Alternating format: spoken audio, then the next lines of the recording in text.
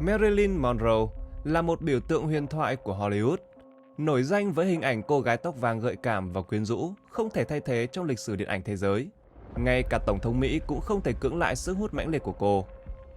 Tuy nhiên, dưới ánh hào quang rực rỡ, số phận Marilyn Monroe lại chông chênh như một cơn gió lốc, tựa như câu chuyện cổ tích về nàng lọ lem khốn khổ. Nhưng thay vì kết thúc bằng hạnh phúc viên mãn, câu chuyện ấy lại chất chứa biết bao nỗi đau và bi kịch. Dù cô đã rời xa thế gian, nhưng thăng trầm trong cuộc đời cô và con đường dẫn tới danh vọng đầy chông gai của Marilyn vẫn luôn được kể lại qua các thế hệ. Điều gì ẩn sau nụ cười đầy quyến rũ ấy? Liệu Marilyn Monroe có thật sự hạnh phúc khi đối diện với danh vọng và tiền bạc? Và các bạn đang theo dõi kênh Văn Tùng Siêu Kỳ Án. Mình là Văn Tùng. Nếu các bạn cũng yêu phá án và những câu chuyện trinh thám hấp dẫn, hãy để lại một like cho video và một subscribe để ủng hộ cho Văn Tùng Siêu Kỳ Án. Còn bây giờ mời các bạn theo dõi vụ án ngày hôm nay nhé. Không phải ngẫu nhiên mà Kim Kardashian đã hóa thân thành Marilyn Monroe tại Met Gala. Và bức tranh vẽ chân dung cô của Andy Warhol lại được bán với giá 200 triệu đô. Có lẽ ai cũng biết, cảnh váy trắng bay phấp phới trên đường ray tàu điện ngầm và câu nói kim cương là bạn thân của phụ nữ là của Marilyn Monroe nói với Pearl Bailey. Cô hội tụ đủ mọi tiêu chuẩn sắc đẹp thời bấy giờ. Thân hình đồng hồ cát mềm mại, vòng eo thon gọn, ngực và hông đầy đặn. Thêm vào đó, thân thái quyến rũ và sự gợi cảm tỏa ra không chỉ từ ngoại hình, mà còn từ cử chỉ và cả cách nói chuyện. Cô được ví như thỏi nam châm thu hút đàn ông và hình mẫu lý tưởng của phụ nữ. Mặc dù sự nổi tiếng của cô từng bị nghi ngờ vì nhiều người cho rằng bất kỳ cô gái tóc vàng nào có thân hình tương tự cũng có thể thay thế. Nhưng thực tế là ai cũng biết đến tên tuổi và hình ảnh của cô. Để hiểu tại sao lại như vậy, chúng ta cần quay trở lại điểm khởi đầu cho cuộc đời của Marilyn. Nhiều tài liệu minh chứng rằng cô đã có một tuổi thơ rất khó khăn. Ngôi sao Marilyn Monroe sinh năm 1926 tại Los Angeles. Tên thật của nữ diễn viên là Norma Jean Mortensen. Mẹ của Norma là Gladys Baker, làm trợ lý biên tập và dựng phim. Mẹ của Norma có 2 con từ cuộc hôn nhân đầu tiên. Bà đã để lại 2 đứa trẻ cho chồng cũ. Còn cha của Norma là ai thì cô không thể xác định được. Tuy nhiên, thật thú vị là đến gần 100 năm sau, thân phận cha của Norma đã được xác nhận. Trong dịp vài tháng trước khi thực hiện bộ phim Marilyn and Her Final Secret, một xét nghiệm ADN đã được thực hiện. Kết quả cho thấy cha ruột của Marilyn là Charles Stanley Gifford, người tình chóng vánh của mẹ Marilyn. Ngay sau khi sinh đứa con thứ 3, mẹ của Norma đã lập tức tỏ ra không muốn dành cả cuộc đời ngập trong bỉm sữa. Vậy nên bà đã giao con gái 2 tuần tuổi Norma cho người khác nuôi dưỡng. Thỉnh thoảng, bà vẫn đến thăm và chu cấp cho cô bé.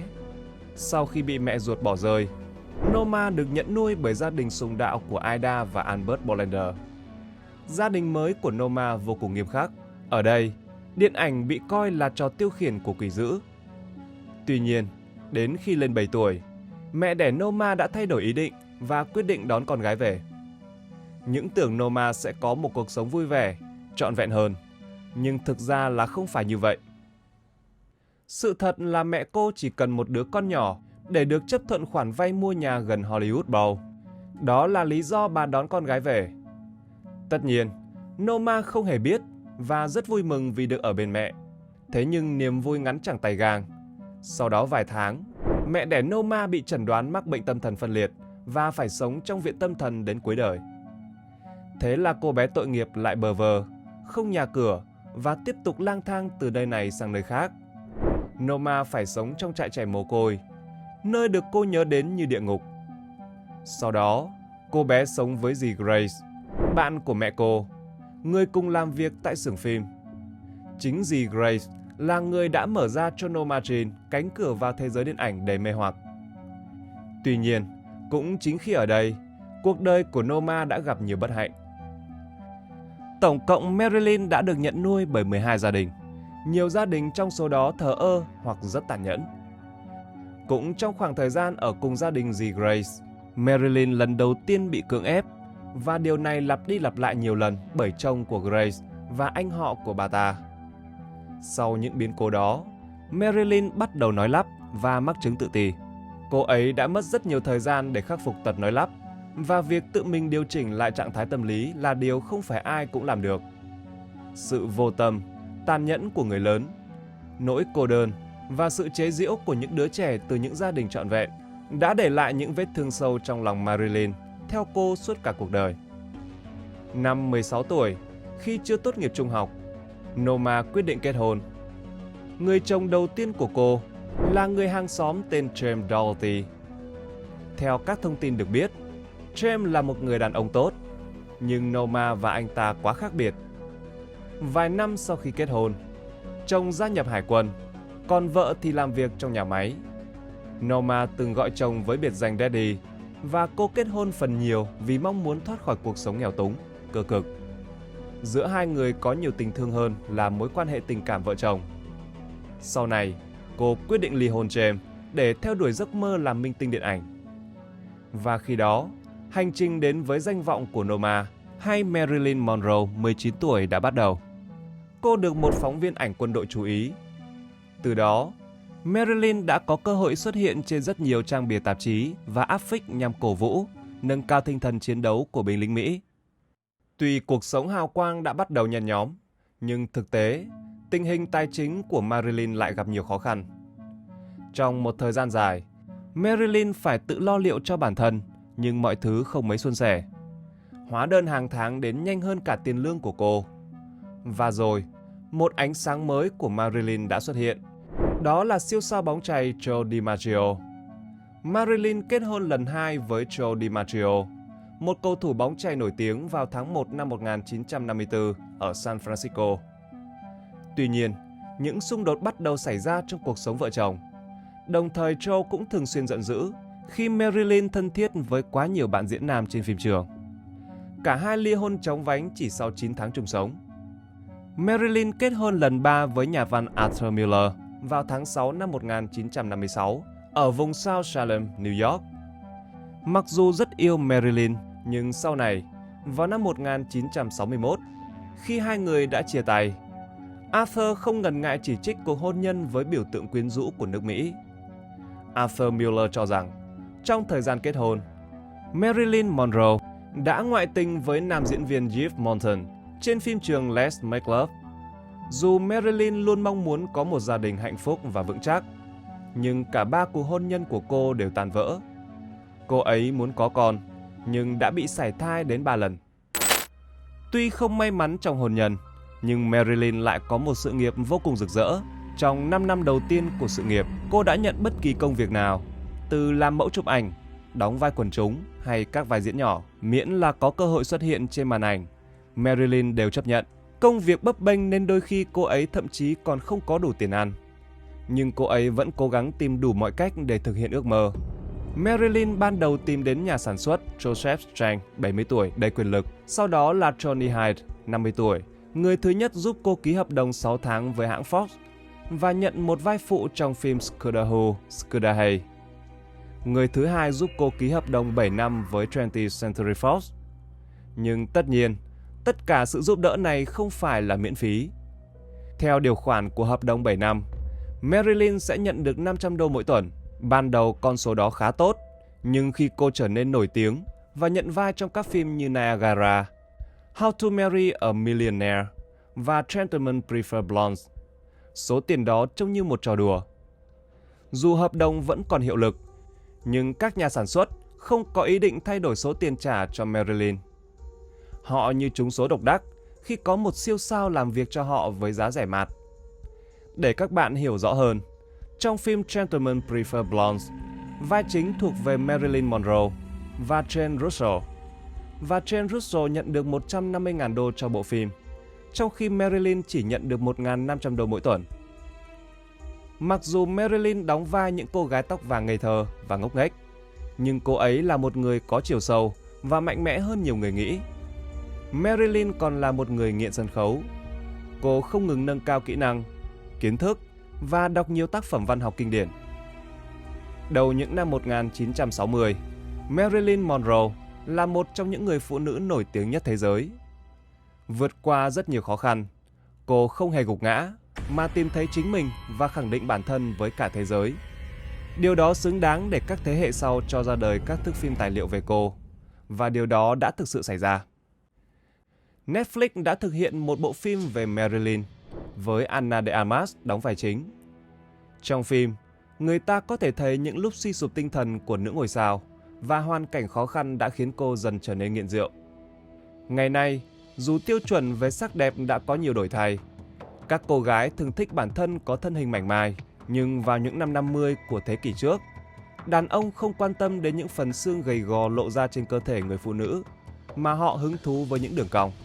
Thời điểm đó, hình ảnh của Marilyn là hình mẫu lý tưởng của thời đại, nhưng bản thân cô lại không nghĩ vậy. Vì vậy, cô luôn lo lắng về ngoại hình của mình và dành nhiều thời gian chăm sóc cơ thể và khuôn mặt. Ví dụ như Marilyn nghĩ rằng cổ tay của mình khá to nên mỗi khi chụp ảnh, cô ấy đều cố gắng tạo dáng để cổ tay trông nhỏ hơn. Cô cũng nghĩ rằng mình có đôi tai to, vì thế cô thường tạo kiểu tóc bồng bềnh để che đi đôi tai. Có một lần tại công ty người mẫu, cô bị gọi là nữ thần không cằm vì cằm của cô quá nhỏ, và Marilyn đã thực hiện ca phẫu thuật thẩm mỹ đầu tiên. Trước đây, việc này không được công khai, nhưng vào năm 2013, bằng chứng về ca phẫu thuật này đã được tìm thấy. Cô ấy đã đặt một thứ giống như một miếng độn vào vùng cằm. Nhờ đó mà gương mặt của cô càng trở nên hoàn hảo. Sau đó, Marilyn cũng đã trải qua 2 cuộc phẫu thuật mũi vì những người ở công ty người mẫu nói rằng mũi của cô quá to. Các cuộc phẫu thuật tinh xảo đến mức hầu như không ai nhận ra. Nhưng nếu nhìn kỹ, bạn có thể thấy mũi của cô ấy nhỏ hơn và thay đổi hình dạng một chút. Dù chỉ là vài mm, nhưng đôi khi chúng lại có ý nghĩa rất lớn. Bên cạnh đó, Marilyn còn mắc chứng tăng sắc tố. Trong một số bức ảnh, bạn có thể thấy tàn nhang trên tay của cô ấy. Điều này đôi khi còn được coi là đẹp. Nhiều cô gái thậm chí còn vẽ tàn nhang lên mặt. Nhưng vào thời đó, nó được coi là một khuyết điểm. Vì vậy Marilyn đã cố gắng hết sức để loại bỏ chúng. Cô làm trắng da bằng các loại kem đặc biệt để che phủ chúng. Khi ở đỉnh cao của sự nghiệp, nữ diễn viên bắt đầu cảm thấy bản thân đang dần mất đi vẻ đẹp đã làm nên tên tuổi của mình. Marilyn tiếp tục thực hiện thêm một vài cuộc nâng cấp. Nhưng vào thời điểm đó, phẫu thuật thẩm mỹ chưa phát triển mạnh như bây giờ. Cho nên các cuộc phẫu thuật còn khá đơn giản. Marilyn đã miệt mài nghiên cứu và tìm cách hoàn thiện thêm sắc vóc, khuôn mặt của mình. Để tạo ra hình ảnh người phụ nữ lý tưởng, cô ấy đã luyện tập trước gương ngay cả sau khi phim đã quay xong. Đó là lý do tại sao cô ấy biết từng khuyết điểm của mình để che giấu chúng một cách tài tình và biết cách tận dụng những ưu điểm của mình. Điển hình như trong các bức ảnh lúc bắt đầu sự nghiệp, khi Marilyn cười, môi trên của cô rất gần với mũi, khiến phần dưới khuôn mặt và mũi trông to hơn. Để tránh điều này, cô ấy đã học cách cười mà không cần nâng môi trên lên quá cao và không để lộ hàm răng trên. Việc liên tục kiểm soát biểu cảm trên khuôn mặt thật sự rất khó, nhưng Marilyn đã làm được. Điều tương tự cũng đã xảy ra với giọng nói của cô. Giọng nói bẩm sinh của cô ấy rất nhỏ. Đối với một nữ diễn viên điện ảnh, đó là một trở ngại lớn. Thế nhưng, Marilyn đã vượt qua điều này. Không chỉ học cách nói to hơn, cô còn biến cách nói chuyện khác thường của mình trở thành thương hiệu. Cô ấy cũng có đôi chân hơi cong và đầu gối cong tự nhiên. Và để không trông giống như một chàng cao bồi, cô ấy chỉ đứng và tạo dáng ở những tư thế đẹp. Đặt côn chân ở một góc độ nhất định. Khi đi bộ, cô ấy gập đầu gối, ép sát vào nhau và lắc hông mạnh hơn một chút. Và đó cũng chính là cách dáng đi nổi tiếng của cô ấy ra đời và trở thành một biểu tượng gợi cảm. Sự khéo léo và khả năng kiểm soát bản thân phần lớn đã giúp Marilyn đạt được những đánh giá cao và thậm chí được coi là biểu tượng cho sự gợi cảm. Ngoài ra, việc làm nên tên tuổi như vậy còn nhờ vào sự may mắn và đúng thời điểm. Khi cuộc cách mạng 18 cộng ở Mỹ diễn ra vào những năm 1950-1960, bộ luật Hays, một hình thức kiểm soát đạo đức khi đó vẫn còn hiệu lực. Bộ luật này cấm nói tục, quay cảnh hở hang và hôn nhau quá vài giây. Tuy nhiên, một mặt khác, Hollywood đã bắt đầu nới lỏng những hạn chế cứng nhắc này và thử nghiệm bằng các nội dung có phần khiêu khích. Vào thời điểm đó, dù cố ý hay không, Marilyn đã trở thành nhân vật đầu tiên và chủ chốt của sự thay đổi này ở Hollywood. năm 1948, trong một buổi chụp hình với Tom Kelly, cô đã chụp ảnh khỏa thân. Những bức ảnh này đã xuất hiện trên ấn bản đầu tiên của tạp chí Playboy. Nước đi này giống như đi trên lưỡi dao. Một mặt có nguy cơ kết thúc sự nghiệp, mặt khác là cơ hội tạo ra tiếng vang và dẫn đầu của cách mạng 18+. Nhưng có điều thú vị là nếu bạn nghĩ Marilyn đồng ý chụp ảnh vì lý do này, thì thực tế lại tầm thường hơn nhiều. Cô ấy chỉ cần tiền để đủ ăn. Tuy nhiên, cô ấy vẫn được trả lương rất ít. Người thực sự kiếm tiền từ công việc này không phải là cô, mà là người sáng lập Playboy, Hugh Hefner. Tại sao lại như vậy? Lý do là Marilyn kiếm được 50 đô cho bức ảnh nổi tiếng Golden Dreams. Sau đó các bức ảnh được bán cho công ty sản xuất lịch. Năm 1953, Hugh Hefner đã mua lại những bức ảnh này và sử dụng chúng để quảng cáo cho tạp chí Playboy mới của mình. Ông mua chúng với giá 500 đô la và kiếm được hàng triệu đô la mà không trả cho Marilyn một xu nào. Sau tất cả, công chúng dần coi Marilyn là một người phụ nữ quyến rũ, trở thành biểu tượng cho sự gợi cảm. Nếu ở thời đại hiện nay, những điều Marilyn làm sẽ không gây bất ngờ. Nhưng vào thời điểm đó, sự gợi cảm công khai như vậy là một cú sốc lớn đối với công chúng. Đây cũng chính là lúc hình ảnh cô nàng tóc vàng ngốc nghếch nhưng xinh đẹp bắt đầu xuất hiện. Nhờ đó, Marilyn trở nên cực kỳ nổi tiếng, nhưng cũng đồng thời trở thành nạn nhân của nó cho đến cuối đời, mặc cho cô có cố gắng thay đổi hình tượng của mình như thế nào. Hơn thế nữa, hình ảnh này cũng khiến nhiều người hiểu lầm và nghi ngờ khả năng diễn xuất của cô. Laurence Olivier, người từng hợp tác với Marilyn Monroe trong bộ phim Hoàng tử và Vũ công, từng nhận xét: đâu đó sâu thẳm bên trong cô ấy, Marilyn không thực sự muốn trở thành một diễn viên. Cô ấy muốn thể hiện bản thân, và hai điều này hoàn toàn khác nhau. Nhận định của Olivier đã gây ra nhiều tranh cãi, nhưng không ai có thể phủ nhận rằng Marilyn là một diễn viên có phong cách riêng biệt, và cô đạt được đỉnh cao nhờ không ngừng học hỏi.